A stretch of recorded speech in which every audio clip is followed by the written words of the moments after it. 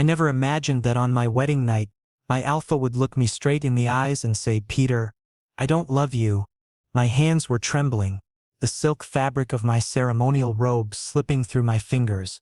Our marriage was nothing more than an arrangement, a business deal between two powerful families. I knew it was planned, but hearing those words out loud, that was something entirely different. Jackson, my new husband, stood before me with an expressionless face and cold gray eyes, as if I were an empty room he had unwillingly rented.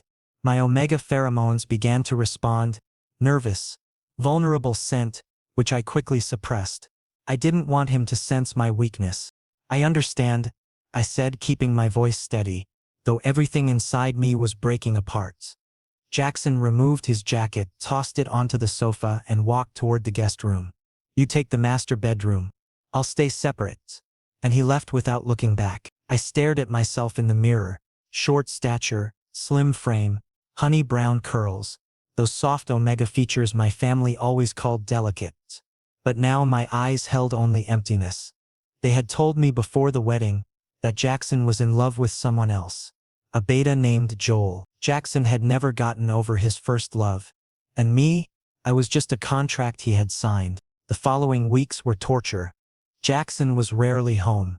He would come back late, mostly drunk, sometimes with Joel. He would take him to the balcony, laughing and talking as if they owned the place. Meanwhile, I would quietly reheat dinner in the kitchen, telling myself this was normal, that arranged marriages were like this. But at night, when I was alone in my room, my omega instincts would scream, longing for a bond, for touch, for recognition. Then one night it happened. Jackson appeared at my bedroom door, wine bottle in hand. "Peter," he said, his words slightly slurred, "you know I can never love you, right?" My breath caught. He set the bottle on the table and looked directly at me. "But you should also know, I want a divorce from you." I bit my lip, trying to control my emotions. "You want to divorce me?" There was perhaps a hint of hope in my voice, that maybe he would refuse, that maybe this was just drunken talk. But Jackson nodded. "Yes. I want to marry Joel. But first, we need to complete the formalities." That night became the most painful and confusing chapter of my life, because we spent one night together, out of obligation, out of duty, without any emotion. When he left the next morning, I locked myself in the bathroom and cried. I knew this was the end. Jackson would never consider me his. 2 weeks later, when I found out I was pregnant, my entire world shattered. I walked out of the clinic and stared at the report as if it were a nightmare. But it was reality, my new reality. The streets were busy with afternoon traffic, people rushing past me, completely unaware that my life had just been turned upside down. I clutched the paper tighter, my knuckles turning white. The doctor's words echoed in my mind. "Congratulations, you're approximately 6 weeks along." Congratulations. What a cruel word for this situation. I stood there on the sidewalk, frozen, while the world continued spinning around me. A couple walked past, holding hands and laughing. An elderly woman smiled at me kindly. They had no idea that the omega standing before them was carrying a child his alpha didn't want. I forced myself to move, one foot in front of the other, though I had no idea where I was going. My phone felt heavy in my pocket. Should I call Jackson? Should I tell him right now? But what would I even say? "Hey, remember that night you said you wanted a divorce? Well, surprise, you're going to be a father." The thought made me feel sick. Not because of the pregnancy itself, but because I knew exactly how he would react. He would feel trapped. He would resent me. He would think I had done this on purpose to keep him. The autumn wind picked up, scattering leaves across the pavement. I pulled my jacket tighter, instinctively placing a hand over my still flat stomach. A protective gesture I didn't even realize I was making. "It's okay," I whispered to the tiny life growing inside me. "I'll figure this out." But even as I said it, I wasn't sure I believed it. How does someone figure out being pregnant and alone in a marriage that was already falling apart? I found myself at a small park and sat down on a bench, watching children play on the swings. Their laughter should have brought me joy. After all, I would soon have a child of my own. Instead, it filled me with a deep, aching sadness. Would my child grow up knowing their father didn't want them? Would they feel the same emptiness I felt every night in that big, cold house? My phone buzzed. For a moment my heart leaped. Maybe it was Jackson. Maybe he was checking on me. Maybe today would be different. But it was just a notification from the pharmacy, reminding me to pick up a prescription. I laughed bitterly. Of course it wasn't Jackson. He was probably with Joel right now, planning their future together, completely oblivious to the fact that his current husband was sitting in a park, pregnant and terrified. The sun was beginning to set, painting the sky in shades of orange and pink. Beautiful, really. Nature didn't care about human problems. It just kept being beautiful regardless. I stayed on that bench until the streetlights flickered on, until the children went home for dinner, until the park was empty except for me and my thoughts. Finally I stood up, legs stiff from sitting so long, and started walking home. Not because I wanted to, but because I had nowhere else to go. The house was dark when I arrived. Jackson wasn't home. No surprise there. I turned on the lights in the kitchen and stared at the refrigerator, knowing I should eat something for the baby's sake. But my appetite had vanished. Instead, I made myself a cup of herbal tea and sat at the kitchen table, the pregnancy report still in my hand. The paper was slightly crumpled now from being held so tightly. I smoothed it out, reading the words again and again as if they might change. They didn't. I was pregnant with Jackson's child. A child conceived not out of love, but out of obligation. A child who would enter a world where their parents were strangers living under the same roof. The weight of that realization pressed down on my chest, making it hard to breathe. I heard Jackson's car pull into the driveway around midnight. My body tensed automatically. Should I tell him now? Should I wait? The front door opened and I quickly shoved the report into my pocket. His footsteps were unsteady. He'd been drinking again. Jackson appeared in the kitchen doorway, looking surprised to see me. "You're still awake?" he asked, his tone neither concerned nor interested, just neutral. "Couldn't sleep," I replied softly. He nodded absently, grabbed a bottle of water from the fridge and headed upstairs without another word. I listened to his footsteps fade, listened to his bedroom door close, and sat there in the silence that followed.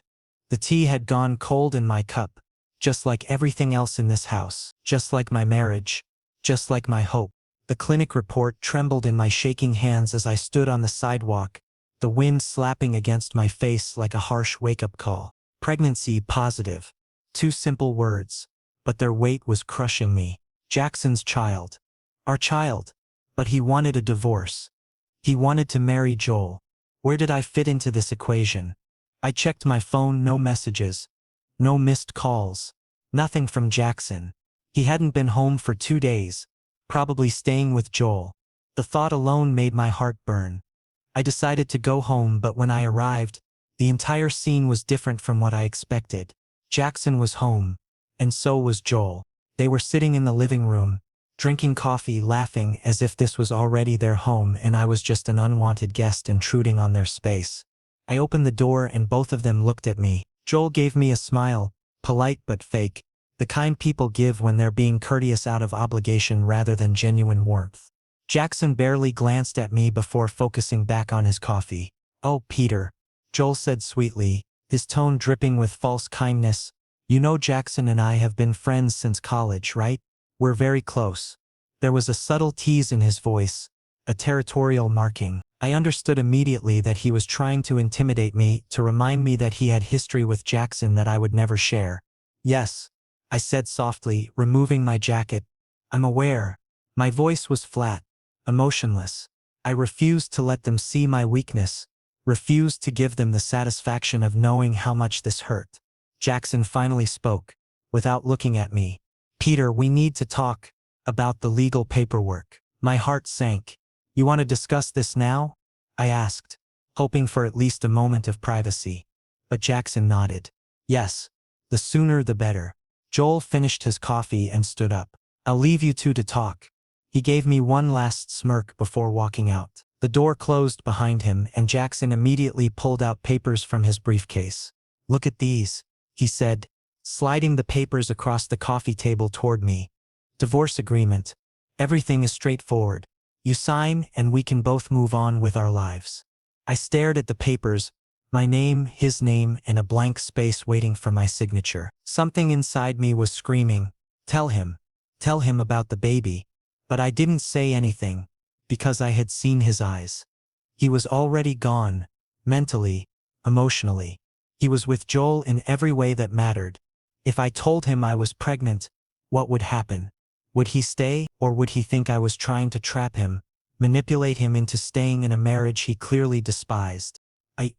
I need time to think about this, I said, pushing the papers back toward him. Jackson sighed in frustration. Peter, please, don't make this dramatic. This is better for both of us. Dramatic? My voice cracked despite my efforts to stay calm. You're calling me dramatic when you're asking for a divorce just 2 months after our wedding? Jackson's jaw tightened. I didn't want to hurt you, but this arrangement was never going to work. We both know that. I fell silent because he was speaking the truth, but truth can sometimes hurt more than lies. I wondered if I told him right now, would he be happy, or would he only stay out of obligation? I didn't want that kind of life. That night I made a decision. I would stay silent. I wouldn't tell him about the baby, and maybe I would quietly leave this place where I clearly didn't belong. I went to bed early, or at least I tried to, but sleep wouldn't come. I lay there staring at the ceiling, one hand resting on my stomach, wondering what kind of future awaited the life growing inside me. A life that was created without love, without planning, without any hope for a real family. The thought was unbearable. Around 3 in the morning, I heard Jackson come home. His footsteps were heavy, unsteady. He was drunk again. I heard him stumble in the hallway, heard him curse softly when he bumped into something. Part of me wanted to get up, to help him, to ask if he was okay, but a larger part of me, the part that was tired of being ignored and rejected, stayed in bed. He was someone else's problem now. He had made that clear. I heard his bedroom door slam shut, and then finally silence. The next morning I woke up feeling nauseous. Morning sickness had started right on schedule according to what I had read online. I rushed to the bathroom and barely made it in time. Afterward, I splashed cold water on my face and looked at my reflection. I looked terrible, pale skin, dark circles under my eyes, hair a mess. But more than that, I looked defeated, broken, like someone who had given up. I couldn't let that happen. Not for me, but for the baby. This child deserved better than a parent who had surrendered to despair. I got dressed and went downstairs. Jackson was already in the kitchen, making himself coffee. He glanced at me briefly. "Morning," he said, his tone neutral. "Morning," I replied, moving past him to get some crackers, something bland to settle my stomach. "You look tired," he observed, though it didn't sound like he particularly cared. Just a casual observation. "Didn't sleep well," I said, which was true. Was his only response. He took his coffee and his laptop and settled at the dining table, immediately engrossed in work emails. I watched him for a moment. This man who was my husband in name only. This man who carried half the DNA of the child growing inside me. This man who had no idea his entire life was about to change, whether he wanted it to or not. Should I tell him? The question haunted me constantly. Every time I opened my mouth to speak, the words died in my throat. What if he reacted badly? What if he accused me of trying to trap him? What if he demanded I terminate the pregnancy? I couldn't handle that conversation. Not yet. So I stayed quiet, eating my crackers, watching him work and feeling more alone than I had ever felt in my entire life. Later that afternoon, Jackson left for what he said was a business meeting. I knew better. He was probably meeting Joel again. They seemed to spend every spare moment together, planning their future while I became more and more invisible in my own marriage. After he left, I sat in the living room, the divorce papers still on the coffee table where he had left them. I picked them up, read through them carefully. Everything was so clinical, so businesslike. Division of assets, terms of separation, legal jargon that reduced our brief marriage to nothing more than a failed contract. My phone rang, startling me. It was my brother Asher. I hesitated before answering, knowing he would immediately hear the distress in my voice. "Hello?"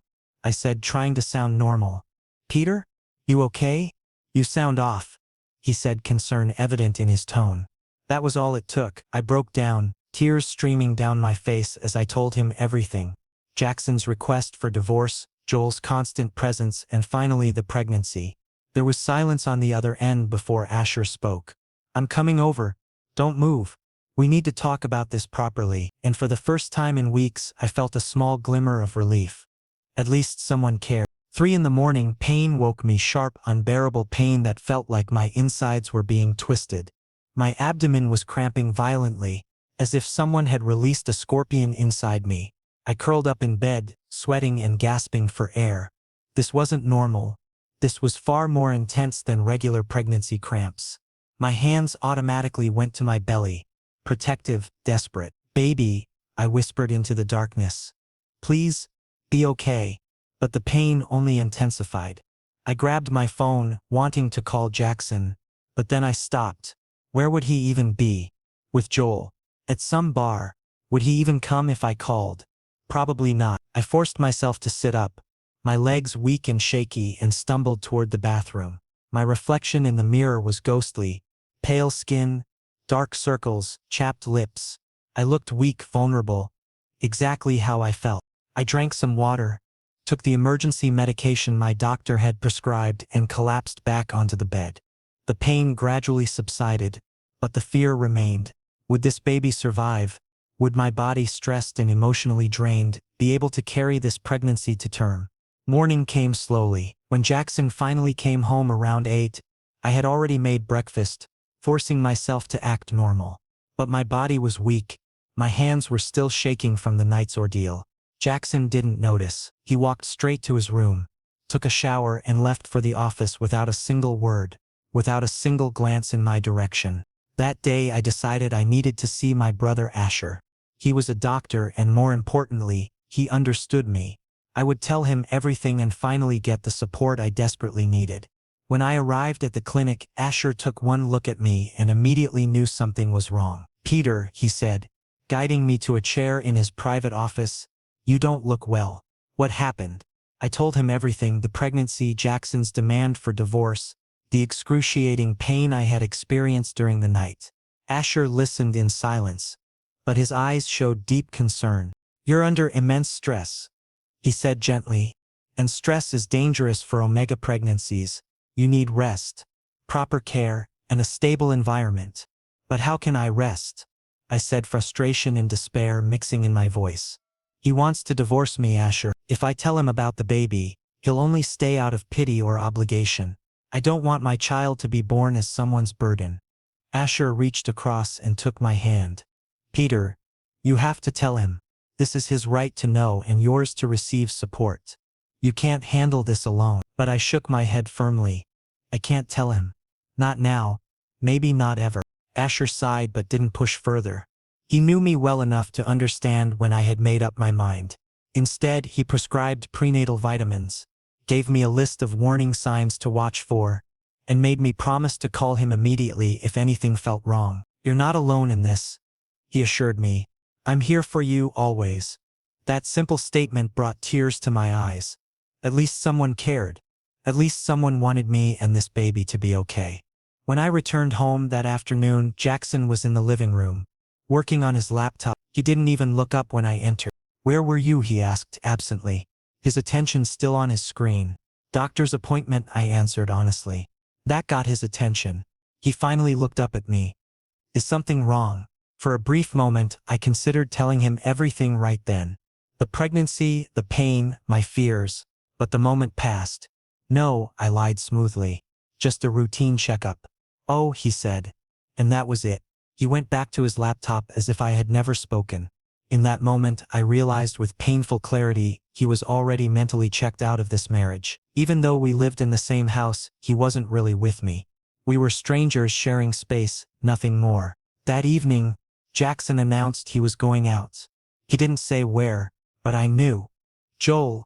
It was always Joel. I watched him get ready, watched him check his appearance in the mirror with more care than he had ever shown around me, watched him leave without a goodbye. The door closed behind him, and I stood there in the empty house, feeling the silence press against me like a physical weight. I made myself dinner, something simple because my appetite had disappeared, and sat at the kitchen table alone. The food tasted like nothing. Everything felt like nothing lately. After forcing down a few bites, I gave up and went to my room. I lay down on the bed, one hand on my stomach, and stared at the ceiling. This couldn't continue. I couldn't keep living in this limbo, watching my husband plan a future with someone else while I carried his child in secret. Something had to change. I had to make a decision, take action, do something other than passively accepting this misery. But what? Leave? Stay? Tell him? Keep hiding? Every option seemed impossible. Around midnight, I heard Jackson come home. His footsteps were loud, stumbling, drunk again. I heard him knock into furniture in the hallway, heard him curse. Part of me felt sorry for him. Clearly, whatever he was doing, whoever he was with, wasn't making him happy either. But another part of me, the part that had been hurt and rejected repeatedly, felt nothing but numb indifference. He made his choices. I couldn't keep caring about someone who had stopped caring about me months ago. I must have eventually fallen asleep because I woke to morning light streaming through the window. My first thought was the baby. I placed my hand on my stomach, checking if everything felt okay. No pain this time, thankfully. I got up slowly, carefully, and went through my morning routine like a robot. Shower, dress, downstairs, breakfast. All mechanical movements with no real thought behind them. Jackson was already gone.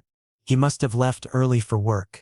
Or maybe he hadn't come home at all last night. I honestly couldn't tell anymore. And worse, I was starting not to care. I sat at the kitchen table with my coffee decaf, now because of the pregnancy, and made a decision. I couldn't tell Jackson about the baby. Not while he was like this. Not while his heart belonged to someone else. But I also couldn't stay in this house, drowning in loneliness and rejection. I needed to leave, at least temporarily. I would go stay with Asher. I would take care of myself and my baby. And I would let Jackson have what he wanted.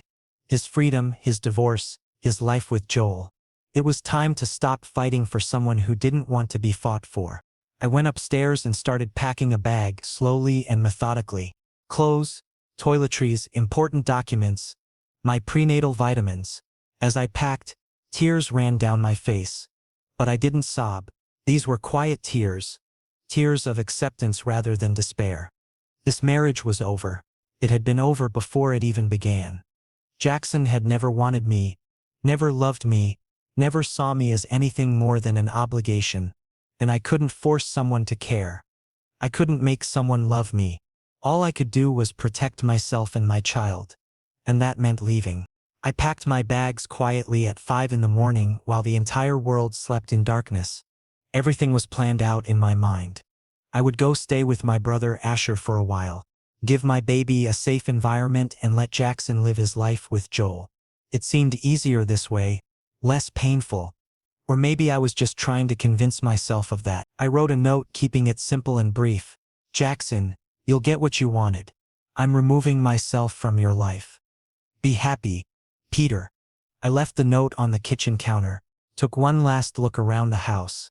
A house that never felt like home, and walked toward the door. But the moment my hand touched the door handle, Jackson's voice cut through the silence, sharp and accusatory. Where are you going? I froze completely.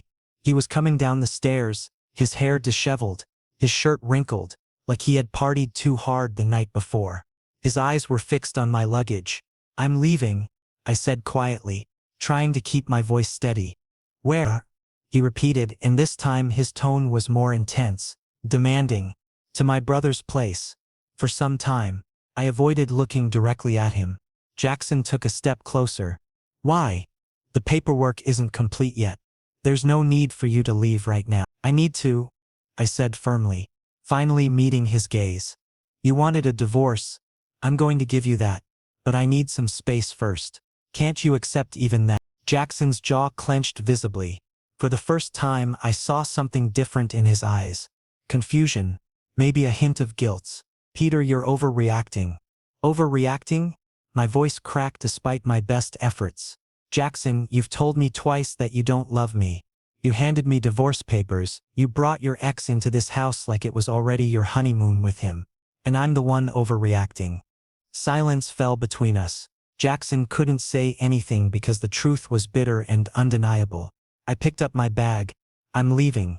When I'm more stable, I'll sign your papers. I opened the door and walked out into the cool morning air. But as I settled into the taxi, I couldn't help looking back. Jackson stood in the doorway watching me leave. His face was unreadable. Did he want to stop me, or was he relieved? I couldn't tell anymore. When I reached Asher's apartment, I told him everything. The pregnancy, the physical pain, Jackson's behavior. Asher pulled me into a tight hug. "You're doing the right thing, Peter," he assured me.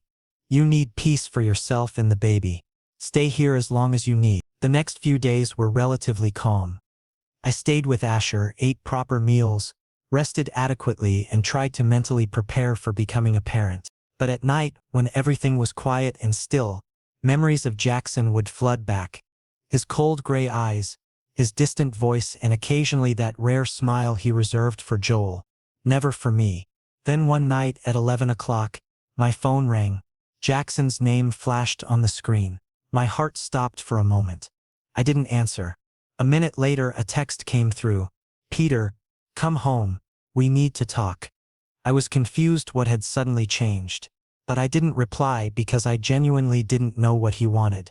Me? Or just to complete the formalities?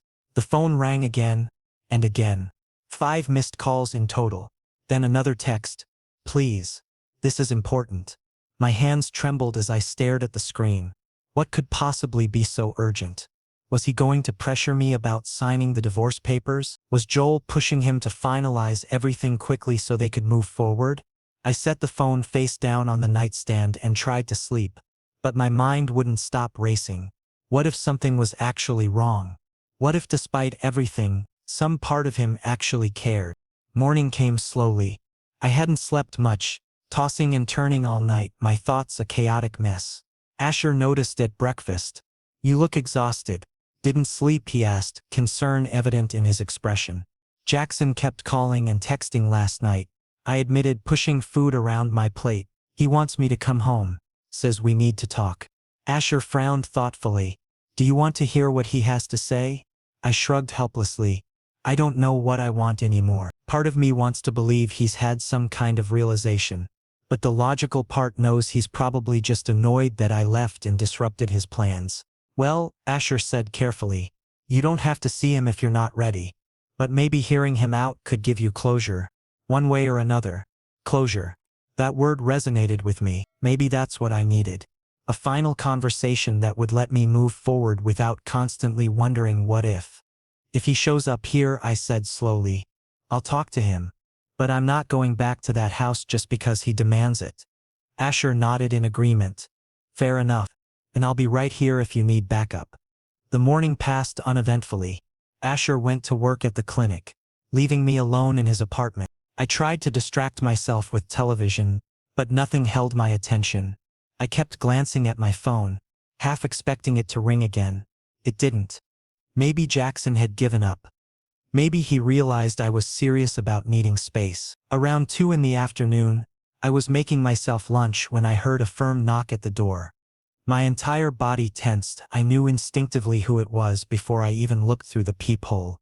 Jackson stood there, and he looked nothing like the composed, cold alpha I was used to seeing. His appearance was disheveled, his eyes showed clear signs of sleeplessness, and there was an almost desperate energy radiating from him. I took a deep breath and opened the door. "What are you doing here?" I asked, keeping my voice neutral. "I needed to see you," he said, his words tumbling out quickly. "You wouldn't answer my calls. You wouldn't respond to my texts. What was I supposed to do?" "You were supposed to let me have the space I asked for," I replied, not moving from the doorway. "Can I come in, please?" There was something in his tone that I hadn't heard before. Vulnerability, maybe even fear. Against my better judgment, I stepped aside and let him enter. Jackson walked into the living room, but didn't sit down. He seemed restless, anxious, completely unlike his usual controlled demeanor. "Peter, I've been thinking about everything since you left," he began, running his hands through his hair in that gesture he always did when stressed. And I prompted, crossing my arms defensively. "And I realized I've been a complete fool," he said, his words raw and honest in a way they never had been before.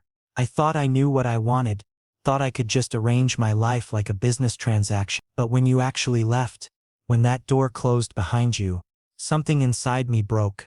I wanted to believe him, desperately wanted to believe that this was real. but I had been hurt too many times already. Jackson, 2 days ago you were ready to finalize our divorce. What's changed? Everything changed, he said intensely. Or maybe nothing changed except I finally opened my eyes and saw what was right in front of me. And what's that? I asked, my voice barely above a whisper. You, he said simply. You've been there this entire time, trying to make this marriage work, while I was chasing a past that was already gone. Joel and we're not the same people we were in college. That relationship ended for good reasons, but I was so focused on what I thought I lost, that I couldn't see what I actually had. His words hung in the air between us. I wanted to ask him so many things, wanted to tell him about the baby, wanted to know if this sudden realization would last or if he would wake up tomorrow regretting everything he just said. But before I could speak, before I could process any of this, Asher's key turned in the lock and my brother walked in, stopping short when he saw Jackson standing in his living room. The next morning, Jackson appeared at my brother's apartment door, and it was the last thing I had expected to happen. I hadn't thought he would actually come here, to Asher's place, to find me. But there he was, disheveled, exhausted, desperate looking. Asher opened the door and reluctantly let Jackson inside. Peter, Jackson said as soon as he saw me on the couch, wrapped in a blanket, you need to come home. I looked at him with an expressionless face. Why should I? Because this is wrong, Jackson said, frustration clear in his voice. You're my responsibility. We're married. Responsibility. I gave a bitter laugh. Jackson, you specifically told me you don't love me, that you want a divorce, so where is this sudden sense of responsibility coming from? Jackson ran his fingers through his hair in that stressed gesture I had come to recognize. I'm confused, all right, but it doesn't feel right, you being here and me being there. Why doesn't it feel right? I challenged him. Because Joel is uncomfortable with it, or because people might start asking questions? Jackson said nothing. The silence was suffocating. Asher, who had been standing to the side, finally spoke up. Jackson, if you genuinely have feelings for Peter, then say so clearly, otherwise, leave him alone. He's already dealing with enough. Jackson's eyes moved from Asher to me. What is he dealing with?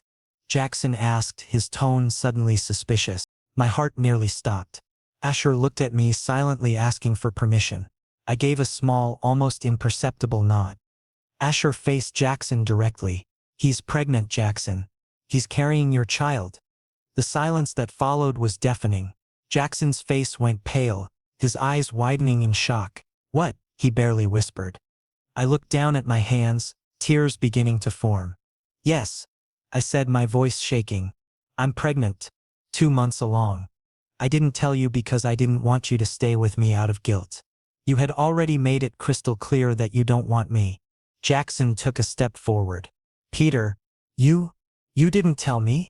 There was hurt in his voice, genuine confusion. Because you didn't give me a chance. I finally looked up at him, tears streaming down my face. You were busy with Joel. You abandoned me emotionally. You asked me for a divorce. What was I supposed to do? I didn't want my child to be born as someone's obligation or burden. Jackson's face contorted with a mixture of emotions, guilt, shock, and something else I couldn't quite identify. He came closer and actually knelt down in front of me. Peter, he said, his voice rough with emotion. I'm so sorry. I had no idea. Now you know, I said bitterly. So what happens now? Will you pity me? Stay with me out of obligation? I don't want any of that, Jackson. Jackson reached out and took my hand. It was the first time he had voluntarily touched me with any kind of tenderness.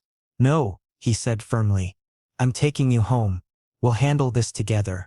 But what about Joel? Joel is my past. Jackson interrupted. But you're my present. And now this baby is too. My heart was in turmoil. Was this real? Or was he just speaking out of guilt and shock? But one part of me, the desperate, hopeful part, wanted so badly to believe him. Asher finally intervened. Peter, this is your decision to make. But if you do go back with him, Jackson needs to promise that he'll take proper care of you and keep Joel away from both of you. Jackson nodded seriously. I promise. I swear I'll do better. I took a deep breath. All right, I'll come back with you. But understand this. If you make me feel abandoned again even once. If you bring Joel back into our lives. I'm leaving permanently. Do you understand? Jackson nodded solemnly. I understand completely. And just like that, I found myself going back to that house. Hopeful yet nervous. Wondering if things would truly change or if this was just a temporary fix motivated by guilt rather than genuine care. The drive back was quiet. Jackson kept glancing at me from the driver's seat, as if he wanted to say something but couldn't find the right words. I stared out the window watching the familiar streets pass by, my hand unconsciously resting on my still flat stomach. When we pulled into the driveway, the house looked exactly the same, but somehow everything felt different. Jackson got out quickly and came around to open my door, a small gesture but one he had never done before. Let me get your bag, he offered, reaching for my luggage before I could protest. Inside, the house smelled stale, like it had been closed up and unlived in. Jackson immediately went around opening windows, letting fresh air circulate. Are you hungry? He asked, hovering near me uncertainly. I could make something, or order food if you prefer. This awkward, uncertain Jackson was so different from the cold, distant man I had been living with. I'm fine for now, I said softly. I think I just need to rest. Of course, he said quickly. You should rest. I'll be downstairs if you need anything. Anything at all. I went up to the bedroom. My bedroom, the one I had occupied alone for months, and lay down on the bed. The ceiling was familiar.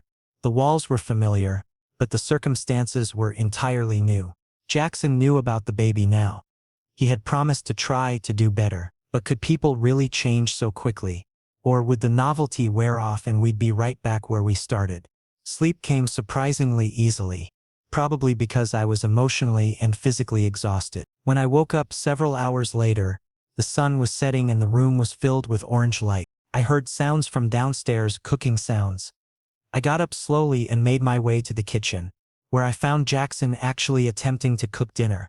He had clearly looked up a recipe on his phone and was following it carefully, measuring ingredients with intense concentration. You're cooking, I said from the doorway, unable to hide my surprise. He looked up, a bit embarrassed. I thought you might be hungry when you woke up.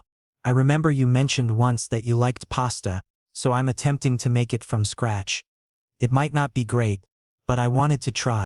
This simple gesture, Jackson cooking for me, remembering something I had mentioned in passing weeks ago, touched me more than any grand declaration could have. Maybe, just maybe, he really was trying to change.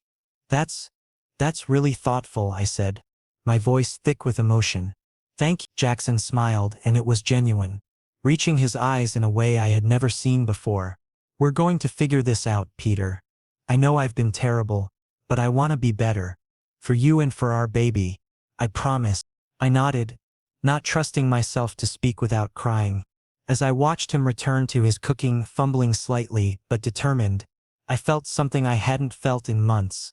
A tiny spark of hope that maybe our story didn't have to end in divorce and bitterness. Maybe against all odds, we actually had a chance at becoming a real family. Only time would tell if Jackson's promises would hold. But for now, in this moment, I chose to believe in the possibility of change. 6 months later, I was in a hospital bed, exhausted and in pain, but also happier than I had ever been because the moment had finally arrived. Jackson sat beside me holding my hand, looking more nervous than I had ever seen him. Labor had been long and painful, but when our baby, a small, perfect little boy, was finally placed in my arms, everything felt worthwhile. Peter, Jackson whispered, staring at the baby with complete awe, he's absolutely perfect. I nodded, tears flowing freely down my face. Yes. Jackson gently touched the baby's tiny fingers, and in that moment I saw something in his eyes that I had never witnessed before. Pure, unconditional love. Maybe it was for the baby, or maybe he was finally realizing that we had become a real family. After we came home from the hospital, life transformed in ways I couldn't have imagined. Jackson became incredibly involved, changing diapers, waking up for midnight feedings, insisting I rest and recover properly. He was attentive, caring, and slowly becoming the alpha I had always hoped he would be. The past 6 months had been strange, awkward at first, then gradually more comfortable. Jackson had kept his promises. He had blocked Joel completely, stopped meeting with him, ended all contact, and day by day, little by little he made me feel like I was his priority. Sometimes he would surprise me with breakfast in bed. Other times he would make late-night runs to satisfy my pregnancy cravings, and often he would just sit beside me talking about our plans for the future with the baby. Joel had called once, about 2 months after the baby was born. Jackson didn't answer. Instead, he blocked the number permanently. That's my past. Jackson told me one night as we watched our baby sleeping peacefully. You and our son are my future, Peter. Only you. My heart melted hearing those words. This was the Jackson I had wanted present. Loving, truly mine. But life is never completely simple or easy. One day, when the baby was 4 months old, Jackson's parents showed up unannounced. Their faces were tight with disapproval and barely concealed anger. Jackson, his father said sharply, what is going on? You abandoned Joel for an Omega? Jackson immediately took a protective stance in front of me. Peter is my husband and this is our baby. I don't owe you any explanations. His mother looked at me with cold, judgmental eyes. This is all your fault, Peter.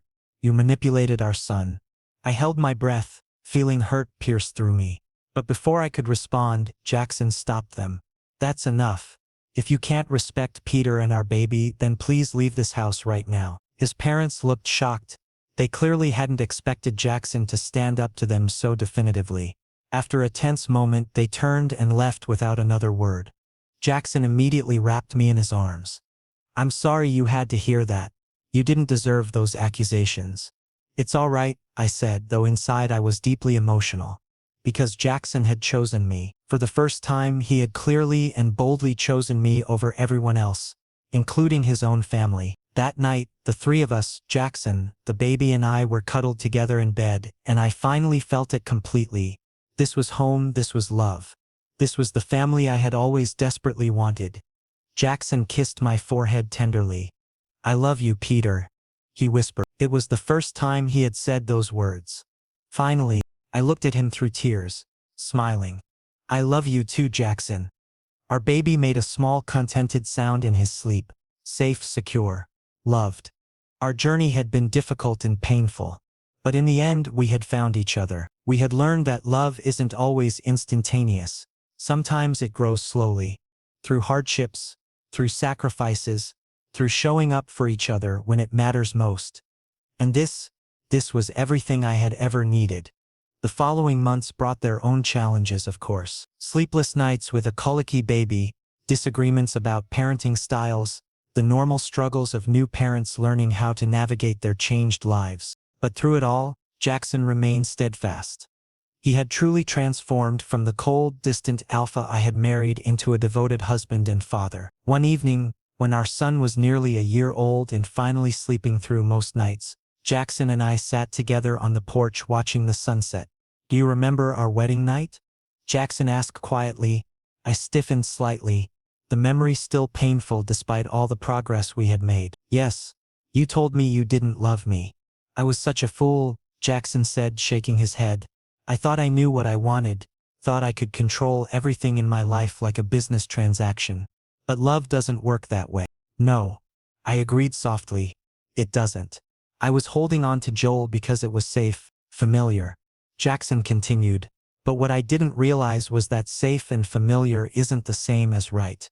You challenged me, made me uncomfortable, forced me to grow in ways I didn't know I needed to. I looked at him, really looked at him. And now I can't imagine my life without you, he said simply. You and our son are everything to me. I know I almost destroyed what we could have had because of my own stupidity and fear. I'm grateful every day that you gave me a second chance I probably didn't deserve. I reached over and took his hand. We both had to grow. I had to learn to stand up for myself, to demand respect, to know my own worth. You had to learn to let go of the past and embrace the present. We're a good team now, Jackson said with a smile. Yes, I agreed. We really are. Inside the house, we heard our son beginning to fuss, probably waking up from his nap. Jackson immediately stood. I'll get him. You relax. As I watched Jackson disappear into the house to tend to our child, I reflected on how dramatically our lives had changed. From that painful wedding night to this moment of peace and contentment. The journey had been difficult, but it had been worth every tear, every moment of doubt, every painful conversation. Our son's laughter floated out through the open door as Jackson played with him. That sound, more than anything else, represented hope and new beginnings. This wasn't the fairy tale romance I might have once dreamed of, but it was real, earned through effort and forgiveness and commitment. And that made it even more precious. As the sun dipped below the horizon, painting the sky in brilliant shades of pink and gold, I felt a profound sense of gratitude. Gratitude for Asher, who had supported me when I needed it most. Gratitude for my own strength in leaving when I had to. And yes, even gratitude for the struggles we had faced, because they had ultimately made us stronger. Jackson came back out carrying our son, who immediately reached for me with chubby little hands. I took him into my arms, feeling the solid weight of him, breathing in his baby scent. "My family," I whispered, looking at both of them. "Our family," Jackson corrected gently, putting his arm around both of us. And there on that porch, as evening settled in around us, we stood together, imperfect but trying, damaged but healing, and most importantly, together. This was our happy ending. Hard won and deeply cherished. This was everything.